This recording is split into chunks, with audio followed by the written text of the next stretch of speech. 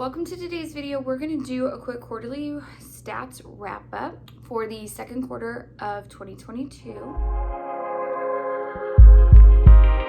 Getting started, we'll just go over the stats really fast. Some of these stats I have stolen from books like Whoa, just because I love the stats that she chooses and I love to analyze stats myself. That's kind of why some of these are similar to hers, because I've taken inspiration from her. One of the things that I like, she talks about how many she's taken off her TBR. Now I'm making my own little spin on this in the fact that like the physical books that I have, and maybe hers is similar to this, but I'm going to take the actual books that I have, taking away like some books, the classics that I have, or furthering education type books that I may have on my shelves.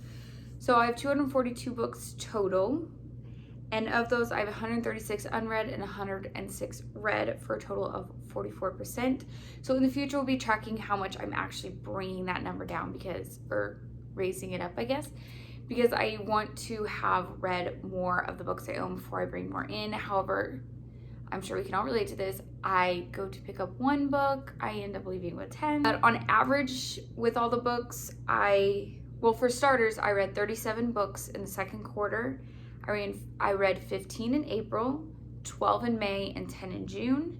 So I averaged 306 books per pages, which I had these set up so this is April, May, June. June, I read more books, but I read a lot more digital copies of books. But I think what kind of balanced out this, because I did my shortest TBR in that challenge, was I read a lot of shorter books, but I had 3 really large books. I think that helped kind of keep that number up on the higher side. The average time on my TBR was 11 months, and my average rating was 3.64. I did have quite a few 5 stars, because I got into the Wayward Children series by Shauna McGuire. I've talked about this in pretty much every video I've made. That was a wonderful series. It was all 5 stars pretty much for me. So that really brought up my numbers. I read some really great things. But now I just want to do a quick talk through of going over the books. So we'll start oldest and come forward.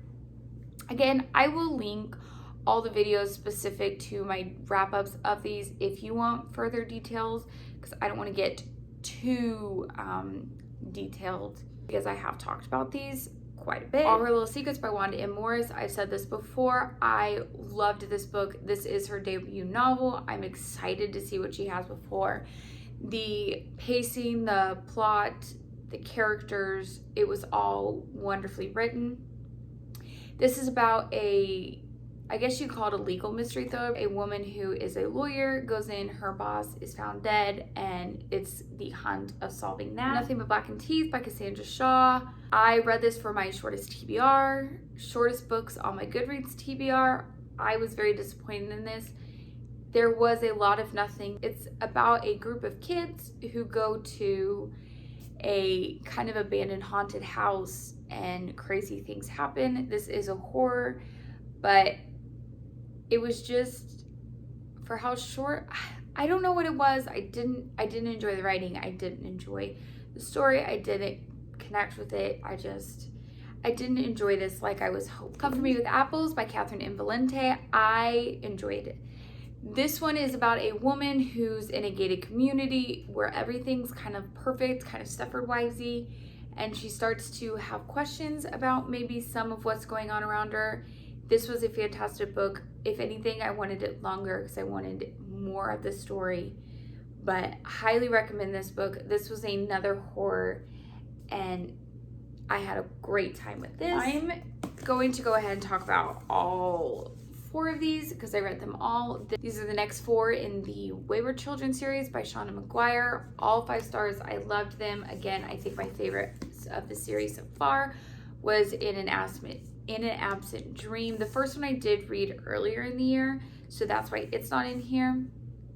Highly recommend. It's about kids who go into these doorways, which is essentially just like a new dimension and a new world, and they can come back and they go to this kind of home for wayward children and their pursuit to get back to their doors. I loved these ones more than the first one, because in these ones you get to experience the worlds that they go into and their adventures.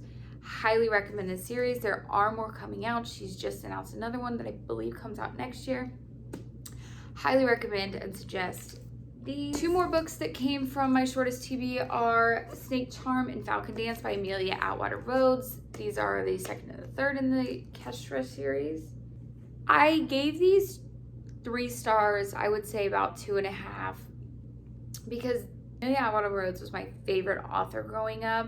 My favorite series was like Shattered Mirror, Demon in My View, Forest of the Night, that series, and I've said that before. These were good. They are YA fantasy. I think I just wanted more, maybe adult fantasy is just more fitting for what I need. There's nothing wrong with them, and I think I would have loved these when I was younger. And then the last on my shortest TBR challenge, again, that will be linked, Who Moved My Cheese and the new 1 Minute Manager. These were good books for knowledge and growth, kind of self-help, nonfiction. They were short, sweet, to the point, which I appreciated. These were suggested to me to read when I graduated college. I purchased them. I just never got around to reading them. They were super short. I don't know why I didn't. But I'm glad that I read them.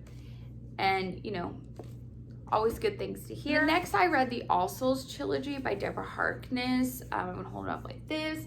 A Discovery of Witches, Shadow of Night, and Book of Life.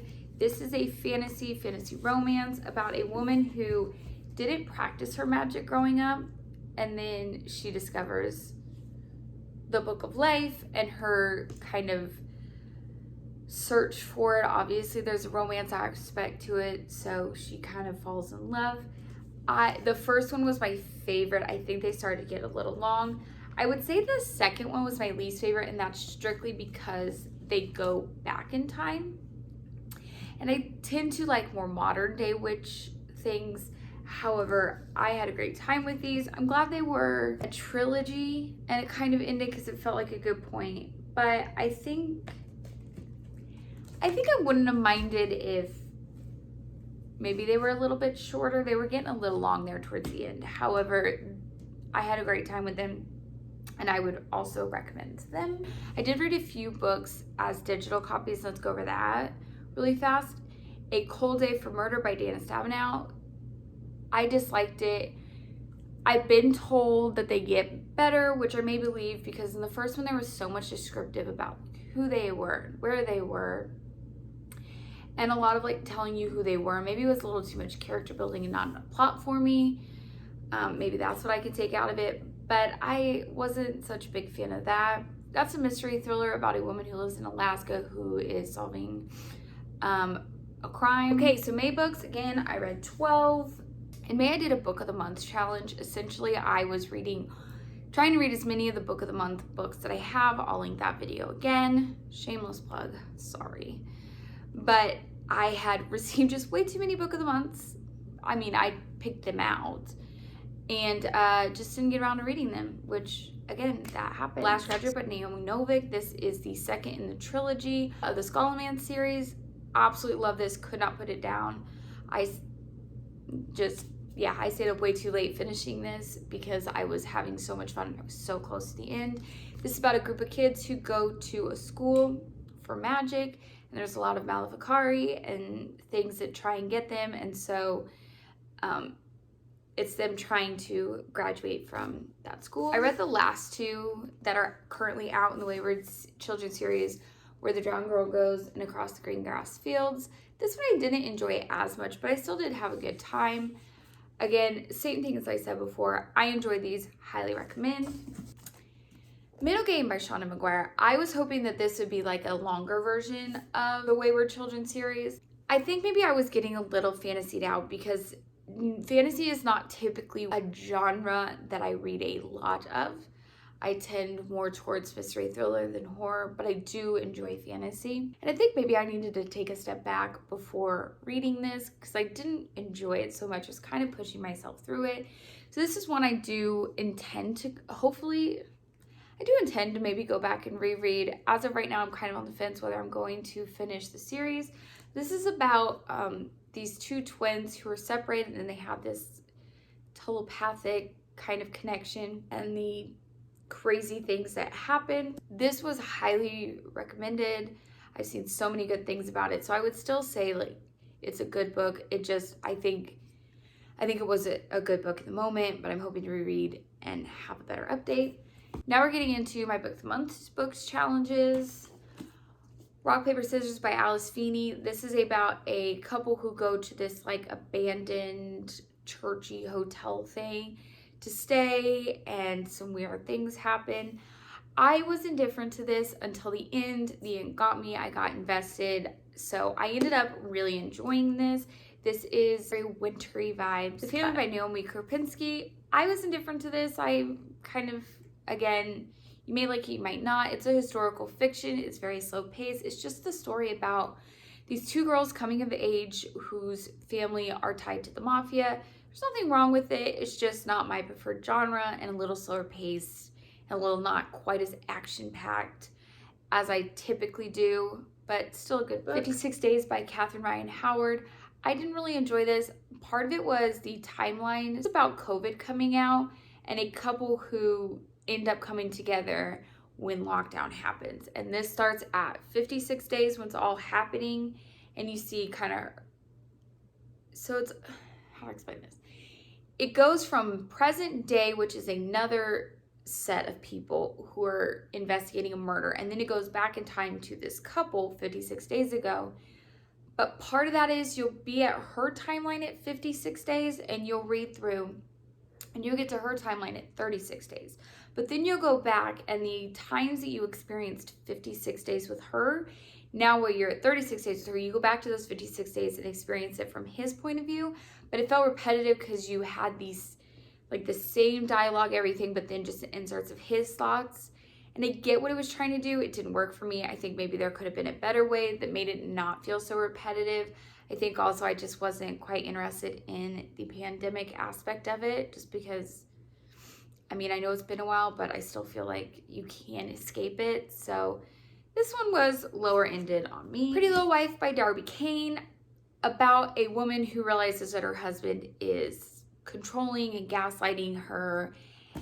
It was a fine book. There were some points towards the end where things came out that I felt negated parts of the story before, which brought it down for me. However, I like the pacing and the moving and some of the storyline plots. So I would recommend. I have to look kind of past some of those to make the story work for me. Firekeeper's Daughter. This is a YA. I enjoyed this book, especially even more for it being YA, just because I typically don't enjoy YA as much. But it's about a young woman who's kind of part of the Ojibwe, who's part of the Ojibwe community. And there's a lot of meth coming into her community. She witnesses a murder. She helps the FBI solve this murder, solve how these drugs are coming into her community. And you could definitely relate. I know this is specific to Indian tribes and all those things and the effects that drugs and modern day culture have and on all that. But I think you can still take some of this and apply it to just any society or neighborhood or kind of town. So I thought this had great things to say, and I thought it was a very interesting book, and I enjoyed it. Malibu Rising by Taylor Jenkins Reid. This is kind of a historical fiction. I was mostly invested in the character's backstory. I love the vibe of Nina Riva.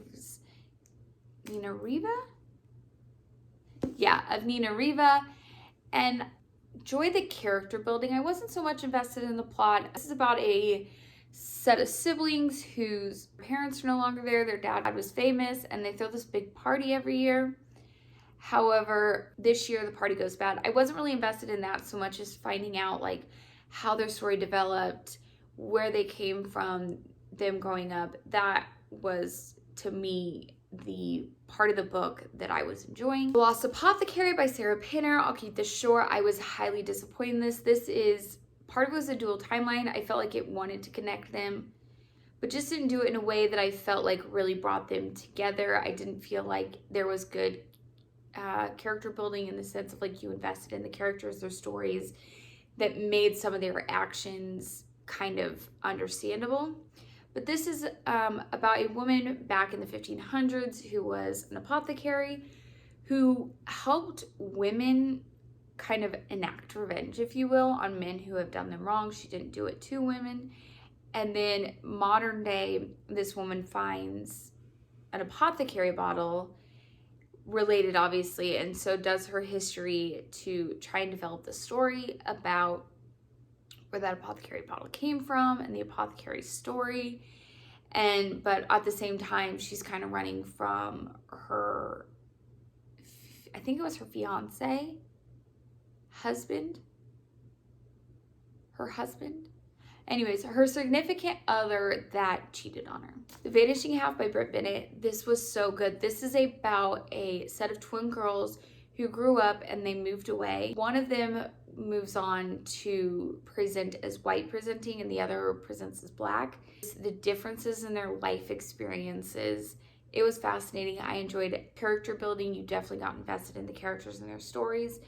It was a great story showing how different somebody could be treated because they're seen as black versus white, and kind of just the racism that is experienced. In June, I read 10 books. I'm gonna go ahead and go over all the digital books I read because I did read quite a few digital books. The first one, Between Two Kingdoms. This is about a woman who's diagnosed very young with cancer and her story, but it was a very emotional story, just experiencing her finding out through obviously her remission. It was a very sad story. I highly recommend Central Park 5, A Chronicle of a City Wilding by Sarah Burns. This was a nonfiction about a set of young men who were found guilty of a crime of rape and attempted murder of a jogger in Central Park back in the 70s and 80s, I believe. This was a very emotional book just because even though they were acquitted, because in hindsight's always 2020, but I still feel like given the evidence, it's very clear that they did not do this crime. They should have never been even thought of. You know, it was very easy to rule them out as not the people who did this crime. Even though they were released and found, you know, not guilty, it still had lifelong impacts of their taking away years of their lives. But not only that, even though they're released, it's still having effects on the future of their lives, and it will affect the family that they had or the family they're going to have. So that was just a really sad story that unfortunately is stuff that is happening. The Other Black Girl, I enjoyed this. I gave it 3 stars. So I did enjoy this book. So The Other Black Girl is about a girl who works in this publishing house, and she's the only black girl, and another black girl comes into the community. It's got a mystery thriller element to it.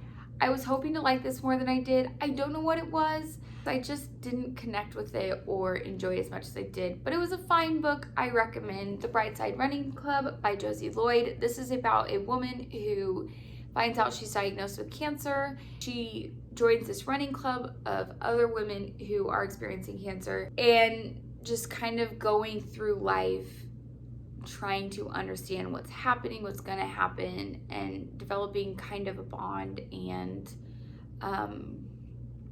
a support system for such a difficult time. This was a good book. I enjoyed it. I picked it up because of the running club aspect of it and the kind of camaraderie aspect of it. I had a fine time. Recommend. It Happened One Summer by Tessa Bailey. This is a romance about a woman who is very wealthy. She's an influencer and she gets dumped and does some illegal stuff, and to get her out of further criminal trouble or just negative impacts to her family, she and her sister are going to go live in this small town where her biological father, who passed away, was from. She goes there. Obviously it's romance. She meets somebody. The smut scenes are great, all of that. I tend to enjoy more of a slow burn romance, and this wasn't really that. However, it was a good time. It was fun. I didn't really necessarily get super into it, but I did have a good time, and I would recommend. A Letter to Three Witches by Elizabeth Bass. This is a fantasy about a set of cousins who get this letter from their other cousin saying, on Friday I'm stealing one of your significant others, and they're all trying to figure out what's going on. I didn't enjoy the writing. I didn't enjoy the character building. I felt it was really slow. One of the things that I think could have made it better, you start out reading from the viewpoint of Hannah, who's the cousin who's stealing one of the significant others, Familiar, who's a cat. And I like that aspect. However, there wasn't enough of it, and there wasn't enough other points of view to kind of round out the story. So I think incorporating more of that would have been better. So it was fine. I gave it a 2-star.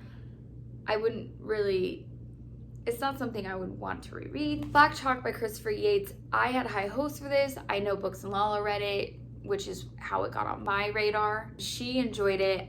However, I didn't like it.